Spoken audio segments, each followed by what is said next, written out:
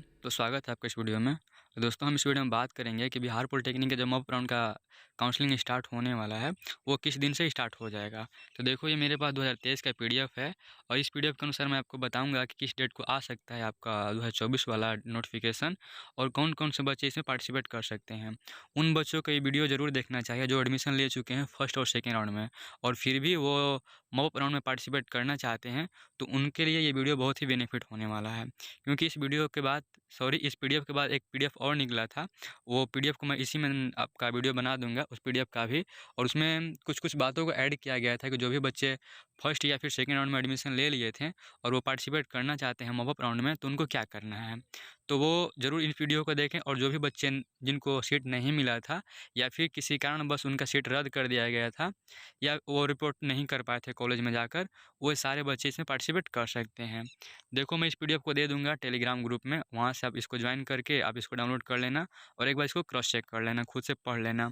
देखो, ये तो 2023 का पीडीएफ है, लेकिन ऐसा ही पीडीएफ 2024 में भी निकलने वाला है और सेम प्रोसीजर ऐसे ही रहने वाला है 2024 में भी, जहाँ तक मुझे उम्मीद है। तो देखो, सबसे पहले इसको देख लेते हैं 2023 वाला को और आपको समझा देते हैं ताकि आपको कोई भी दिक्कत ना हो। जब 2024 वाला पीडीएफ निकले तो आप उसको आसानी से पढ़कर समझ सकते हो। तो आइए वीडियो को शुरू करते हैं। तो सबसे पहले बात करते हैं कि इसमें कौन-कौन से बच्चे पार्टिसिपेट कर सकते हैं। तो देखो, जैसे आप 2 नंबर को यहाँ पर पढ़ोगे ना, यहाँ पर लिखा हुआ है कि फर्स्ट राउंड में काउंसलिंग हेतु किसी वैसे अभ्यर्थी जिनका किसी कारण से रजिस्ट्रेशन कम चॉइस फिलिंग नहीं कर पाए थे। मतलब जो भी बच्चे पॉलिटेक्निक एग्जाम तो दिए थे, रैंक भी आ गया था, लेकिन वो पार्टिसिपेट नहीं कर पाए थे चॉइस फिलिंग में, तो वो भी इसमें पार्टिसिपेट कर सकते हैं, है ना। दूसरा का नंबर यही कह रहा है, आपको इसको एक बार पढ़ लेना है, मैंने पढ़ लिया है। उसके बाद थर्ड नंबर कह रहा है देखो, जो अभ्यर्थी की प्रथम अथवा द्वितीय चक्र की ऑनलाइन काउंसलिंग के माध्यम से सरकारी या निजी क्षेत्र में पॉलिटेक्निक संस्थानों में नामांकन ले चुके हैं अथवा जिनका प्रथम एवं द्वितीय चक्र की काउंसलिंग में सीट आवंटन नहीं हुआ है और मॉपअप काउंसलिंग में भाग लेना चाहते हैं अथवा किसी कारण से उनका आवंटित सीट रद्द कर दिया गया है अथवा किसी कारण से अपने रिपोर्टिंग सेंटर पर जाकर डॉक्यूमेंट वेरिफिकेशन नहीं करा पाए हैं, वैसे सभी अभ्यर्थी भी ऑनलाइन मॉपअप काउंसलिंग के लिए पात्रता प्राप्त हैं। देखो, इसका कहने का मतलब है, जो भी बच्चे अगर उनका फर्स्ट या फिर सेकेंड राउंड में सरकारी या फिर प्राइवेट कॉलेज में एडमिशन हो चुका है या फिर उनको सीट अलॉट नहीं हुआ है फर्स्ट और सेकेंड राउंड में, या सीट तो अलॉट हुआ था लेकिन वो कॉलेज नहीं गए थे डॉक्यूमेंट वेरिफिकेशन करवाने, या फिर किसी कारण से उनका सीट रद्द कर दिया गया था, वो सारे बच्चे इस मॉक राउंड में पार्टिसिपेट कर सकते हैं, ये 2023 के पीडीएफ के अनुसार। तो वैसा ही पीडीएफ 2024 होने वाला है, तो वो भी बच्चे इसमें पार्टिसिपेट कर सकते हैं 2024 में। जिन भी बच्चों का एडमिशन नहीं हुआ है या फिर एडमिशन ले लिए हैं या फिर उनका किसी कारण से सीट रद्द कर दिया गया है, तो सारे बच्चे इसमें पार्टिसिपेट कर सकते हैं। आगे देखते हैं आगे क्या करना है। हाँ देखो, ऑनलाइन मॉपअप काउंसलिंग में भाग लेने हेतु सर्वप्रथम परिषद के वेबसाइट पर, मतलब बीसीएसई के वेबसाइट पर ऑनलाइन काउंसलिंग पोर्टल DCE 2023, यहाँ पर 2024 लिखा रहेगा, उस लिंक पर क्लिक करना है। उसके बाद पंजीकृत यूजर आईडी एवं पासवर्ड से अपने अकाउंट में लॉगिन करना है। जो भी बच्चे मतलब कि चॉइस फिलिंग किए हुए हैं, उनको फिर से अपना यूजर आईडी पासवर्ड से उसमें लॉगिन करना है। फिर से उनको user ID password new create नहीं करना है ना। यहाँ पर जो बच्चे पार्टिसिपेट नहीं कर पाए थे उनके लिए यहाँ पर अगर देखोगे दूसरका में, तो यहाँ पर लिखा हुआ है वो न्यू रजिस्ट्रेशन करेंगे यहाँ पर, ठीक है ना। लेकिन जो बच्चे रजिस्ट्रेशन नहीं कर पाए थे उनको वो रजिस्ट्रेशन करना है और जो कर लिए थे उनको रजिस्ट्रेशन नहीं करना है। तो ये बात यहाँ पर लिखा हुआ था। आगे देखते हैं क्या क्या है प्रोसीजर। यहाँ पर देखो, उसके बाद अकाउंट में लॉगिन कर willingness for participating in online mop up counselling link पर क्लिक करेंगे। वहाँ पर लिंक इसका दिया हुआ रहेगा, उस पर क्लिक करना है।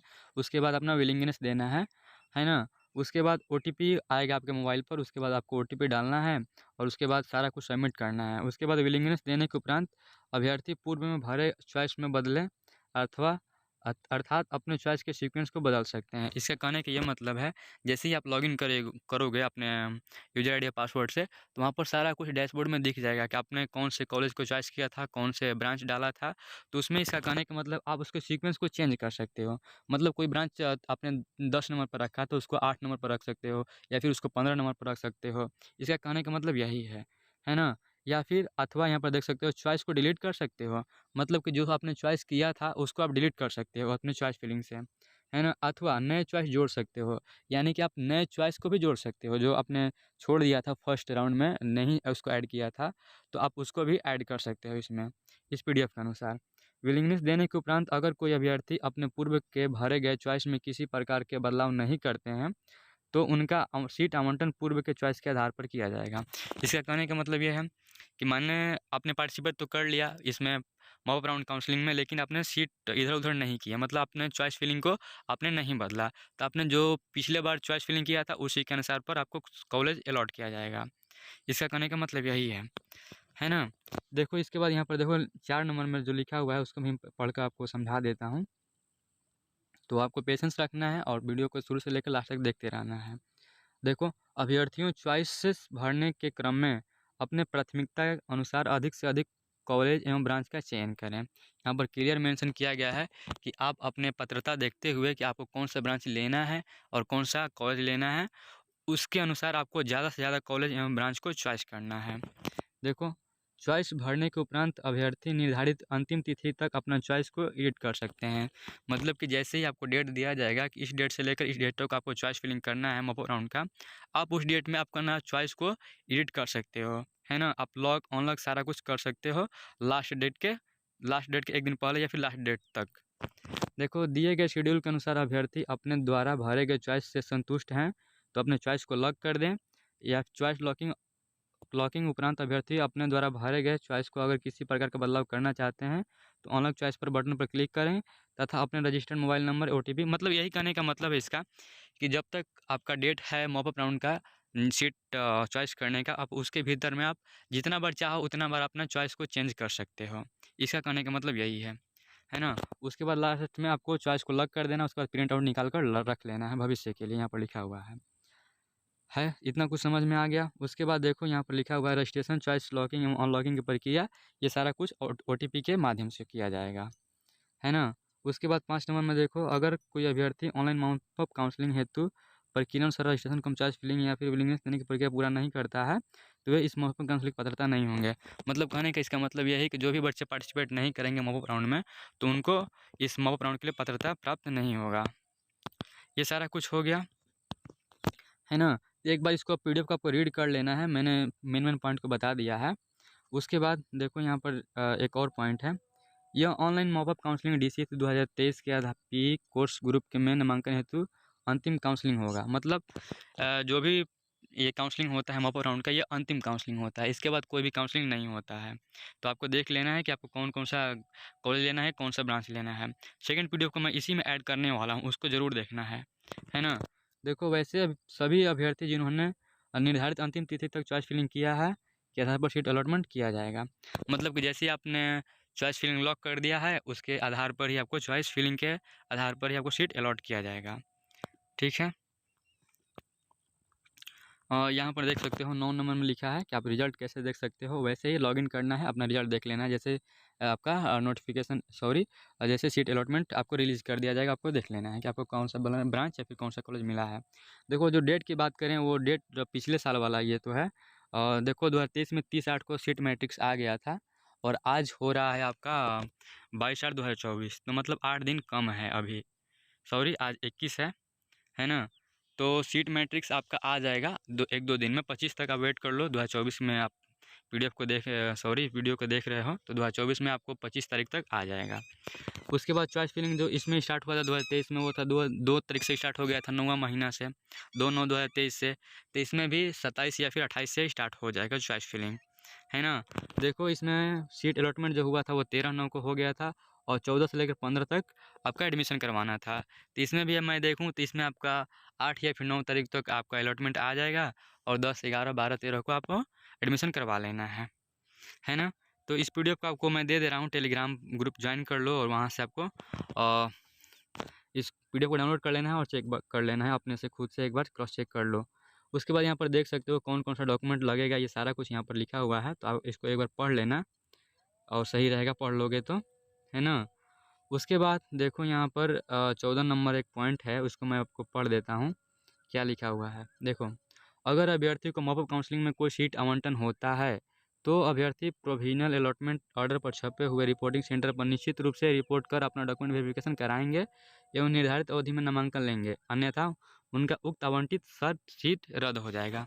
इसका कहने का मतलब ये है कि जिन भी बच्चों का सीट अलॉटमेंट हो जाएगा मॉप राउंड में, तो उनको जाकर उस सेंटर पर, जो भी आपका कॉलेज का सेंटर रहेगा, वहाँ पर जाकर आपको सीट डॉक्यूमेंट वेरिफिकेशन करवा लेना है और एडमिशन ले लेना है, नहीं तो आपका सीट रद्द कर दिया जाएगा। इसका कहने का मतलब यही है। 15 नंबर देखो क्या है। वैसे अभ्यर्थी जो प्रथम अथवा द्वितीय चक्र की ऑनलाइन काउंसलिंग द्वारा किसी संस्था में नामांकित है, ठीक है, यहाँ पर ये पॉइंट अच्छा है।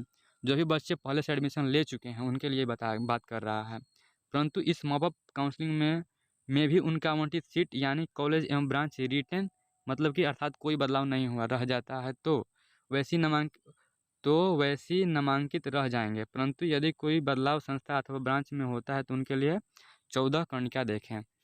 मतलब कि कहने का इसका मतलब ये है कि जो भी बच्चे एडमिशन ले चुके थे फर्स्ट राउंड या फिर सेकेंड राउंड में, और वो पार्टिसिपेट कर लिए हैं इसमें मॉप राउंड में, और उनका सीट भी अलॉट हो चुका है, लेकिन जो सीट अलॉट हुआ है वो सेम कॉलेज में और सेम ब्रांच का ही कॉलेज अलॉट हुआ है, तो आपको उसी में जाकर रिपोर्ट करना है और डॉक्यूमेंट वेरिफिकेशन करवा लेना है। यहाँ पर ज़रूरत नहीं है, यहाँ पर लिख दिया है कि जिनका भी मतलब सेम ब्रांच और सेम कॉलेज अलॉट होता है मॉप राउंड में, तो जाने की ज़रूरत नहीं है। लेकिन जिनका दूसरे ब्रांच और दूसरे कॉलेज में जाना है तो उनको क्या करना है, आइए देखते हैं नेक्स्ट पीडीएफ में, है ना। तो आप इस 15 नंबर पॉइंट को एक बार अच्छा से पढ़ लेना, आपको क्लियर हो जाएगा क्या करना है, ठीक है। आइए नेक्स्ट ब्रांच देखते हैं। तो देखो मैंने दूसरा पीडीएफ खोल लिया है, ये रिलीज़ किया गया था उसके साथ ही। तो इसमें देखो एक पॉइंट यहाँ पर मेंशन किया हुआ है, इसको आपको ध्यान देना है। ये सारा कुछ ऊपर का पढ़ लेना क्या क्या है, मैं इसको नहीं बताने वाला हूँ, मैं इसको बताने वाला हूँ 3rd नंबर को, है ना। इसमें यही दिया हुआ है कि आप चॉइस कर सकते हो, और कैसे आपका डिलीट होगा, कैसे क्या होगा। देखो यहाँ पर लिख सकता है एडमिटेड सीट को डिलीट नहीं कर सकते हो, मतलब कि जो भी बच्चे पहले से नामांकन ले चुके हैं, एडमिशन हो चुका है उनका, वो उस सीट को डिलीट नहीं कर सकते हैं जिसमें उसका नामांकन हुआ है फिर या फिर एडमिशन हुआ है, उस सीट को आप डिलीट नहीं कर सकते हैं। यही इसमें कुछ लिखा हुआ है, आप इसको डाउनलोड करके पढ़ लेना एक बार। देखो यहाँ पर 3rd नंबर क्या कर रहा है, यदि फर्स्ट या फिर सेकेंड राउंड के आधार पर नामांकित अभ्यर्थी को मॉप राउंड में कोई नया सीट आवंटन होता है तो अभ्यर्थी पूर्व के संस्था से अपना सभी मूल प्रमाण पत्र प्राप्त कर नए आवंटित संस्था में जाकर डॉक्यूमेंट वेरिफिकेशन कराते हुए नामांकन लेंगे, नहीं तो उनका पूर्व के आवंटित सीट के साथ साथ मॉप राउंड के आवंटित सीट भी रद्द कर दिया जाएगा। इसका कहने का मतलब यही है कि जैसे ही आपको मॉप राउंड में नया कॉलेज और नया ब्रांच मिलता है तो आपको जाकर डॉक्यूमेंट वेरिफिकेशन करवा लेना है और एडमिशन ले लेना है। अगर नहीं लेते हैं तो आपका सीट रद्द कर दिया जाएगा, पहले वाला भी, जिसमें पहले आप एडमिशन लिए थे वो भी रद्द कर दिया जाएगा और मॉप राउंड वाला भी रद्द कर दिया जाएगा अगर आप एडमिशन नहीं लेते हैं तो।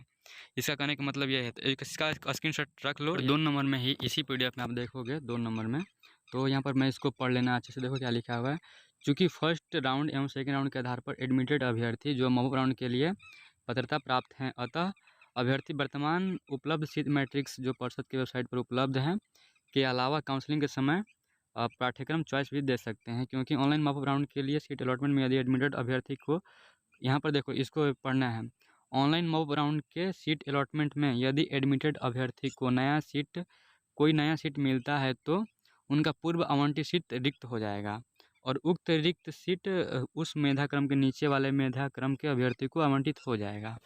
देखो इसे कहने का मतलब यही है कि जो भी बच्चे जो एडमिशन ले चुके थे, अब सुनने वाली बातें हैं, मैं बताता हूँ आपको क्या है। जो भी बच्चे एडमिशन ले चुके थे फर्स्ट और सेकेंड राउंड में और वो पार्टिसिपेट कर लिए थे इसमें मॉप राउंड में, तो उनको ये कहा गया था कि आप जो भी अपना सीट आप चॉइस फिलिंग कर रहे हो उसको तो आपको रखना ही रखना है, लेकिन जैसे ही आपको नया सीट अलॉट हो जाता है तो वो जो आपका पहले वाला सीट था वो जो एकदम रिक्त हो जाएगा, मतलब वो किसी और को दे दिया जाएगा, किसी दूसरे अभ्यर्थी को वो सीट अलॉट कर दिया जाएगा, है ना, आपको नया सीट मिलता है। तो मेरे कहने का मतलब यही है, लास्ट में बता रहा हूँ आपको कि देखो आप जब चॉइस फिलिंग करो तो आप सोच समझ कर चॉइस फिलिंग करना कि मुझे कौन कॉलेज में और कौन सा ब्रांच लेना है, उस कॉलेज और ब्रांच को ऊपर रखना है, क्योंकि आप एडिट कर सकते हो पीडीएफ के अनुसार जो लिखा था इसमें कि आप चॉइस फिलिंग को ये आप एडिट कर सकते हो, डिलीट कर सकते हो। तो देखो जो तो सीट आपको पहले मिला था उसको तो कुछ नहीं कर सकते, उसको एज इट इज़ रखना है। उसके बाद जो भी आप चॉइस फिलिंग करना उसके ऊपर करना, मतलब जो लेना चाहते हो उस सीट के ऊपर रखना उसको, और ऐसे कोई सा भी कॉलेज या फिर कोई सा भी ब्रांच ऐड मत कर देना जो आपको नहीं लेना है। अगर ऐड कर देते हो, अगर वो ब्रांच आपको अलॉट हो जाता है तो आपको उसमें एडमिशन लेना ही पड़ेगा, नहीं तो छोड़ना पड़ेगा। अगर छोड़ देते हो तो आपको पहले वाला भी कैंसिल हो जाएगा और जो छोड़ते हैं वो भी कैंसिल हो जाएगा। तो इस बात को ध्यान में रखते हुए आप चॉइस फिलिंग करना कि मुझे कौन सा ब्रांच लेना है और कौन सा कॉलेज लेना है। और जो भी लेना है या फिर जो ब्रांच लेना है या फिर जो कॉलेज लेना है उसको टॉप पर रखना है, ऊपर रखना है। और जितना भी आलतू-फालतू जो ब्रांच है आपको नहीं लेना है, उसको चॉइस फिलिंग ही नहीं करना है। जो एडमिशन ले चुके हैं बच्चे उनके लिए मैं बता रहा हूँ। और जो बच्चे एडमिशन नहीं लिए हैं, जिनका सीट ही नहीं मिलता फर्स्ट और सेकंड राउंड में, वो बहुत सारा ब्रांच आप बहुत सारे कॉलेज को ऐड करते रहेंगे। उनको मैं यही सलाह दूँगा। तो जैसे ही पीडीएफ आपका आएगा 2024 का, मैं उसका वीडियो बना दूंगा कि क्या-क्या उसमें लिखा हुआ है और क्या-क्या इसमें था, क्या-क्या अंतर हुआ है, क्या-क्या अंतर नहीं था। तो एक बार उसको देख लेना है, इसको देख लीजिए, उसके बाद मैं उसको अपलोड करूँगा तो उसको भी आपको समझा दूँगा कैसे क्या करना है उसमें और किस डेट को क्या स्टार्ट होने वाला है। तो मैं उम्मीद करता हूँ आप लोग समझ चुके होंगे और कोई भी डाउट है इसके बाद आप कमेंट करना, मैं कमेंट का रिप्लाई ज़रूर दूँगा। मिलते हैं नेक्स्ट वीडियो में। Thank you.